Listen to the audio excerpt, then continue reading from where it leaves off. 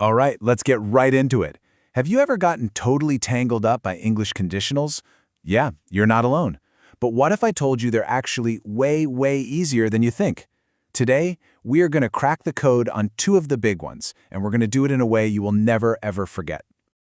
Okay, first up, a quick question to get your brain firing. Just imagine this for a sec. You're walking down the street, you look down, and there's a wallet just stuffed with cash. What's the very first thing you'd do? Got an answer? Hold that thought. Guess what? You just used a conditional, and you probably didn't even realize it. You see, the real secret to getting these things isn't about memorizing 100 boring grammar rules. No way! It's all about understanding two super simple, really powerful ideas. Think of them like secret codes that unlock the whole thing.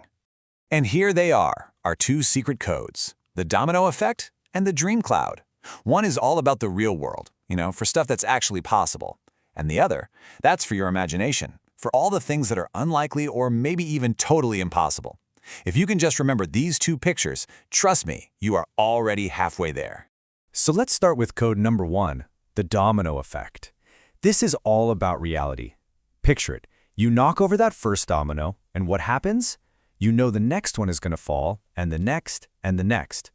It's a super clear chain reaction for things that are very, very likely to happen. This is the whole idea behind the first conditional. Let's watch that domino chain in action. So the first domino, that's our condition. If you don't hurry, this is a real thing, it could be happening right now. And what's the direct, totally predictable result? Bam, the second domino falls. You will be late. See? One action leads straight to a very probable result. And that's exactly why we use this domino effect grammar, the first conditional, for things that are grounded in the real world. We're talking about real plans, serious promises, and clear warnings. When you say something this way, you're basically telling the other person, hey, listen up, this could actually happen. And the formula itself, it's basically simple math. For the first part, the condition, you just use if plus a present simple verb. And for the result, you use will plus the verb. That is it. That's your equation for a real possible future. Simple, right? Okay, so we've got the real world totally covered. But what about all the fun stuff, the daydreams, the what-ifs? For that, we've got to leave those dominoes behind and float on up into our second secret code, the dream cloud. Welcome to the dream cloud. This is the place for all the stuff we just imagine. Winning the lottery, having superpowers, or just thinking about something that, probably isn't going to happen. The dream cloud is the official home of the second conditional. Now, I absolutely love this example. If I won the lottery, I would buy a cow. I mean, is it possible to win the lottery? Technically, yes, but it's so unlikely. Is this a real plan? Probably not. It's a dream, a totally unlikely future, so it lives right here in the dream cloud. And let's be honest, buying a cow is a pretty fun dream. And just to make it crystal clear, check this one out. If I were a unicorn, this is 100% impossible, right? You're not a unicorn. You're never going to be a unicorn. So when a situation is completely imaginary like this, it absolutely belongs in the dream cloud. This is pure second conditional territory. So what's the grammar math for our dream cloud? It's another simple equation, but notice the little switch. We use if plus a past simple verb for our dream, and then would plus the verb for the imaginary result. That tiny little shift into the past tense, that's the secret signal that we're just imagining things. Okay, listen up, because this might be the most important part of this whole explainer. Why the past tense? We're not talking about yesterday. It's actually a really clever English trick. We call it the fake past. We use a past tense verb to create space, to create distance from our current reality.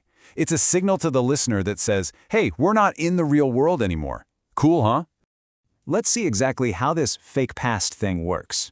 So in reality, the fact is, I am not you. To imagine it, we create distance with that fake past. If I were you. The real fact is, I don't have a car. But in my dream cloud, it becomes, if I had a car. See? It's a direct contrast between what's real and what's just an idea. All right, it is time for the ultimate comparison, the main event.